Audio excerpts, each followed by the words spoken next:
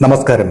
ഭാരതത്തിന്റെ പ്രതിരോധ ഉൽപാദന ചരിത്രത്തിലെ സുവർണ അധ്യായത്തിനാണ് നാം ഇപ്പോൾ സാക്ഷ്യം വഹിക്കുന്നത്. മേക്ക് ഇൻ ഇന്ത്യ പദ്ധതിയിലൂടെ ലോക ശ്രദ്ധ പിടിച്ചുപറ്റിയ ഇന്ത്യൻ പ്രതിരോധ മേഖല മറ്റൊരു സുപ്രധാന നേട്ടം കൂടി കൈവരിച്ചിരിക്കുകയാണ്. ടാറ്റ അഡ്വാൻസ്ഡ് സിസ്റ്റംസ് ലിമിറ്റഡ് നിർമ്മിച്ച നൂതനമായ വീൽഡ് ആർമേഡ് പ്ലാറ്റ്ഫോം കവചിത വാഹനങ്ങളുടെ ആദ്യ ബാച്ച് മൊറോക്കോ സൈന്യത്തിന് കൈമാറി. ഇത് വെറുമൊരു കച്ചവടമല്ല, മറിച്ച് ആഗോള പ്രതിരോധ വിപണിയിൽ ഇന്ത്യ ഒരു വൻ ശക്തിയായി മാറുന്നതിൻ്റെ അടയാളമാണ്. ഡിഫൻസ് റിസർച്ച് ആൻഡ് ഡെവലപ്മെൻറ്റ് ഓർഗനൈസേഷനും ടാറ്റ ഗ്രൂപ്പും സംയുക്തമായാണ് ഈ വാഹനം വികസിപ്പിച്ചത്.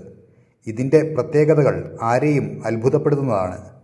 കരയിലും വെള്ളത്തിലും ഒരേപോലെ സഞ്ചരിക്കാൻ കഴിയുന്ന ഒരു വാഹനമാണിത്. സ്ഫോടനങ്ങളെയും ചെറുകിട ആയുധങ്ങളിൽ നിന്നുള്ള ആക്രമണങ്ങളെയും പ്രതിരോധിക്കാൻ ശേഷിയുള്ള പ്രത്യേക കവചം ഇതിനുണ്ട്. ഇതിനെ ഒരു ആംബുലൻസായോ മിസൈൽ വിക്ഷേപണ വാഹനമായോ അല്ലെങ്കിൽ സൈനികരെ കൊണ്ടുപോകുന്ന വാഹനമായോ മാറ്റാൻ സാധിക്കും.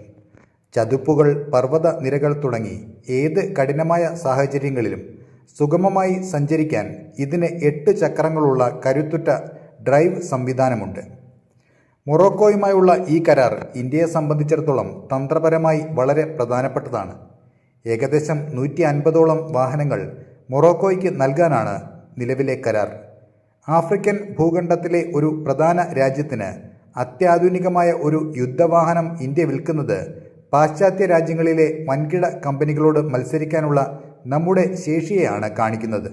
ഇതിലൂടെ വിദേശ നാണ്യം നേടുന്നതിനൊപ്പം ഇന്ത്യയുടെ സോഫ്റ്റ് പവർ വർദ്ധിപ്പിക്കാനും സാധിക്കുന്നു.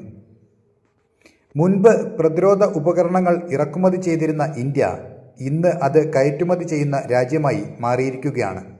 ബ്രഹ്മോസ് മിസൈലുകൾക്ക് പിന്നാലെ കവചിത വാഹനങ്ങളും ആഗോള വിപണി കീഴടക്കുന്നത് രാജ്യത്തിന് അഭിമാനമാണ്. വരും വർഷങ്ങളിൽ കൂടുതൽ രാജ്യങ്ങൾ ഇന്ത്യൻ സാങ്കേതിക വിദ്യയിൽ വിശ്വാസമർപ്പിക്കുമെന്ന് നമുക്ക് ഉറച്ച് വിശ്വസിക്കാം. സ്വാശ്രയ ഭാരതത്തിൻ്റെ കരുത്ത് ലോകം തിരിച്ചറിയുന്ന നിമിഷമാണ്. അപ്പോൾ മറ്റൊരു വാർത്തയുമായി വീണ്ടും കാണാം. നന്ദി.